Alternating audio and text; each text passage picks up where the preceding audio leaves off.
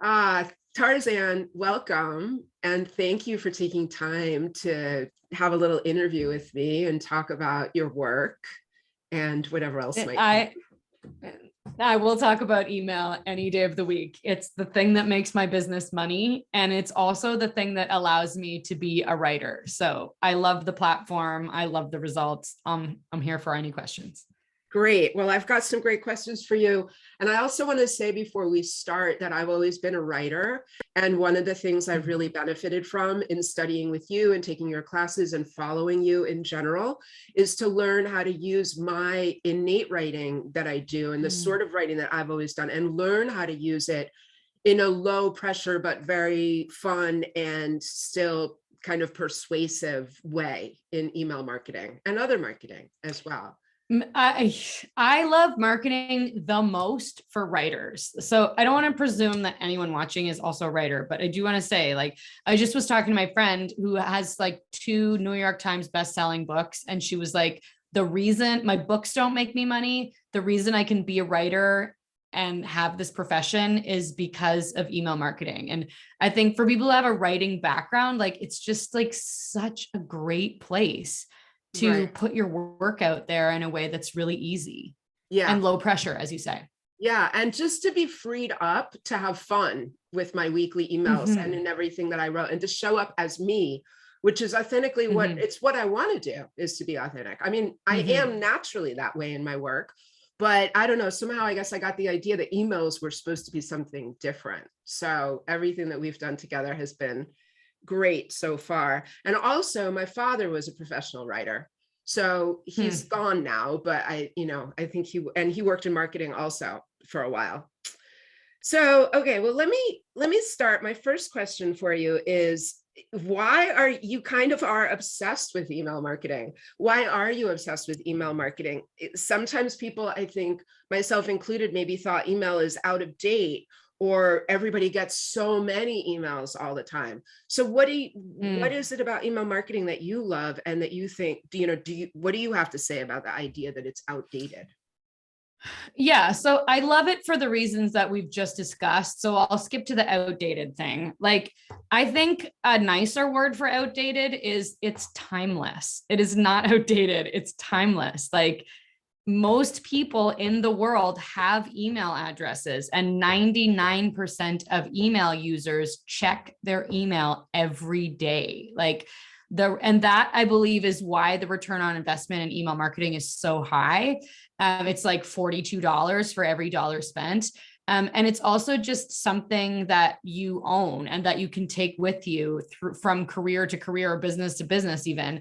Whereas I was just talking to someone earlier today and her Instagram account got shut down. Like, that is it. That is gone. You don't own those followers. So your email list is something that really belongs to you. And it's also, like, in my business, it is my email list that allows me to have some predictability in my revenue, because I know if I send an email out to my 14,000 subscribers or 13 or whatever it is, like, X number will open, X number will click, and X number will turn into a customer based on our historical data. So that level of predictability is so important. And I think for most businesses, there is just so much that they can do with their email marketing that will be directly tied to profitability in a way that almost no other marketing is. So Tarzan, a lot of the people that I'll be sharing this with are like the idea of having a list of 14,000 people. I know in the email world, that's not even all that huge, but for a lot of my friends and the people who are going to be listening to this, we don't have anywhere near such a big list. So is it too early for us to be doing email marketing? Can you still be successful with a small list? Well, I've been doing this for 6.5 years, and every email marketer I know starts at 0. Right. So it is like, so what's important to know is that no matter what the size of your email list, you still have to nurture them. So what applies at 10,000 subscribers, most of that also applies at 1 subscriber. Like if you are gathering subscribers, you need to be nurturing them at the same time. Otherwise, those efforts are futile. They're going to forget about you. They're not going to remember who you are and why they signed up to your email list. So that nurturing needs to happen consistently. And really the main difference between what I'm doing with my list of 13,000 people and someone else with their list of 100 people is what offer is and what the cost of the offer is. So I can afford to sell things that are lower cost. And by lower cost, I mean like $500, $1,500, whatever it is, because I have high volume. When you have 100 email subscribers, say, well, that could be, I mean, if you want your email list to produce a full-time income, like that could be the time to sell things that cost 3,000 or 5,000 or 10,000. So, that is important to know. And also like your email list may have 5 people on it today, but it's not going to be like that forever. And as long as it's continuously growing a few subscribers at a time, that nurturing can happen concurrently. And after a few months, like you'll be ready to make an offer and your people will be there for you and receptive and primed to actually buy it, no matter what the size of your email list. Right. That makes total sense. And what about, those of us who maybe we have a list, but we haven't really emailed them in a while? Like, do we have to start over, or what do you recommend for that? Like, I think a lot of times we feel like we need to explain ourselves, sorry, I haven't written in a while. Yeah. I think it's more like, if I'm the person who ghosted my email list, it's a lot more high drama for me than it is for my subscribers. Like they're not thinking about it. They're not worrying about it. And I really think the best thing to do is just to pick up and start, just like to pick up where you left off and keep going. I do think it's important to identify, like, why did you ghost them? Why have you not been emailing them? Because there's probably like, if you just knock out a single email, because like, well, shit, it's been 3 months, I better send something. Well, you're probably not going to think to send another one until 3 months later. So it is important to identify, like, okay, I haven't emailed them. Why? Is it because you don't think they want to hear from you? Remember, they signed up, they consent, assuming we're doing consent-based email marketing, like they did sign up, they actually asked for it. So that's important to know. But number 2, what am I going to write about? Well, actually knowing like some themes that you're going to come back to, what is like the average length of an email, like what sorts of emails you're going to write, like just knowing those things. How often are you going to write? Like that is a really important first step. Like, okay, I haven't emailed in 3 months. My list is going cold. I want to start again. Okay. Step 1, what day, and what frequency? So maybe it's bi-weekly on Tuesday. So put that in your calendar, and then you're ready to write that email that says you can acknowledge it or you cannot. Like, honestly, you don't have to. The re-engagement email is far less important than the consistency you create going forward. So do you think that do you have a particular thing you tell people, like you should email every week or you should email every 2 weeks? I think it's important to be realistic about what you're actually going to do. So like, I know someone that sends a daily email to her list, and they're short one-liners, but like when she told me that, I was like, oh God, I could never do that. I email my list twice a week. And a lot of the reason I'm able to do that is because I have a team that edits and uploads them and does all that. Like when I started out, I started with bi-weekly, and I do think that's an acceptable cadence. And I think it's manageable for one person to keep up. Less than that, I feel like once a month would be the bare minimum. And if you're once a month, we really got to be consistent.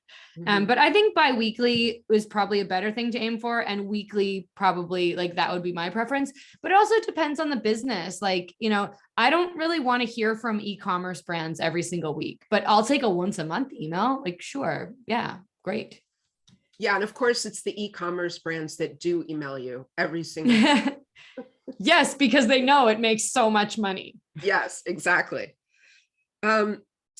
So talk a little bit, if you would, about how your email marketing has evolved over time. Is your email marketing different now than it used to be? Yeah, it's very different. I used to use like a real high level of persuasion. I used to use a lot more tactics. Mhm. I mean, I'm still highly tactical in my email marketing. However, things that felt like tactics, and like more urgency, more scarcity, more layers of persuasion. And over the years, I started to become uncomfortable. And I started to notice that my subscribers were uncomfortable too. And I just started listening to them and I started dialing back all that persuasion. Because the problem with all of that persuasion is you can end up taking away someone's ability to think critically about their purchasing decision because they're just like, oh my God, red flashing lights, like make this go away. Like I'll just buy this button and hit this button, give you $2,000 and then I'm not going to be in such pain. Okay, I'll do it.